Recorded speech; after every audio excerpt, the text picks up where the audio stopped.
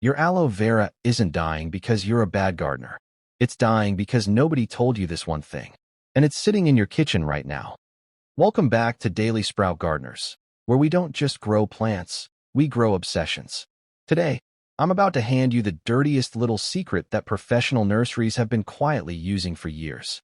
No expensive fertilizers, no complicated chemicals, just one humble spice that most people walk past every single day without realizing it holds the power to transform a struggling aloe vera into a pup-producing, leaf-bursting, envy-worthy specimen. That spice? Cinnamon. But here's the catch. Used wrong, it does absolutely nothing. Used right, it changes everything. Before we dive in, if you want your plants thriving instead of just surviving, subscribe to Daily Sprout Gardeners right now and drop a like. Every click genuinely helps us reach more plant lovers who deserve to know this stuff. Now, let's talk about why your aloe vera has been lying to you. Most people treat aloe like a tropical houseplant that craves moisture. That single misunderstanding is silently murdering roots and strangling any chance of pups ever appearing. Aloe vera is a succulent. Its leaves are already a water storage system. Wet soil doesn't nourish it, it suffocates it. Roots rot. Fungi move in. And suddenly your plant stops reproducing entirely, pouring every last bit of energy into pure survival mode.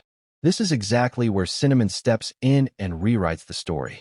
Cinnamon powder is a natural fungicide, a bactericide, and this is the part that blows people's minds, a genuine rooting stimulant. Applying it correctly creates an invisible biological shield around your aloe's root zone, while simultaneously signaling the plant that it's safe to grow, expand, and reproduce. Here's how to do it, broken into two powerful methods. Method 1. Preventative treatment. No repotting needed. ***. Look closely at your aloe's base right now.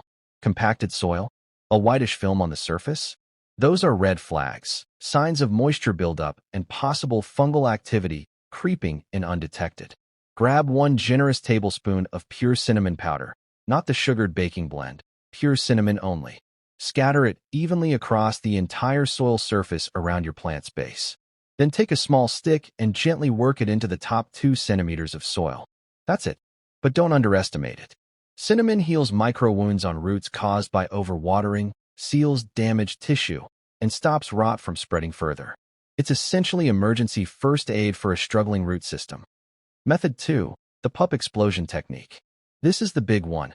***. Use this whenever you're repotting or when your aloe has grown significantly but refuses to produce pups. Carefully remove the plant from its pot. Now look at the roots honestly. Black roots, mushy roots, those are gone. Cut them cleanly with sterilized scissors. No hesitation. Here's where the magic happens. Before that plant touches new soil, coat the entire exposed base and pruned root area generously with cinnamon powder. Every cut surface, every exposed root tip, cover it completely. You're doing 2 things simultaneously, eliminating every fungal spore clinging to the old root system, and delivering a natural rooting hormone signal that tells your aloe, now is the time to regenerate and multiply. Replant into a well-draining mix. Black soil combined with river sand or perlite works beautifully. Aloe vera suffocates in dense, moisture-retaining substrates. And position it somewhere with generous, bright light, but shielded from brutal midday sun if your plant is still establishing. Now, a critical warning I see ignored constantly. More cinnamon does not mean better results. A thick, cement-like layer of cinnamon actually blocks oxygen from reaching your roots, the opposite of what you want. One thin, even layer is your target.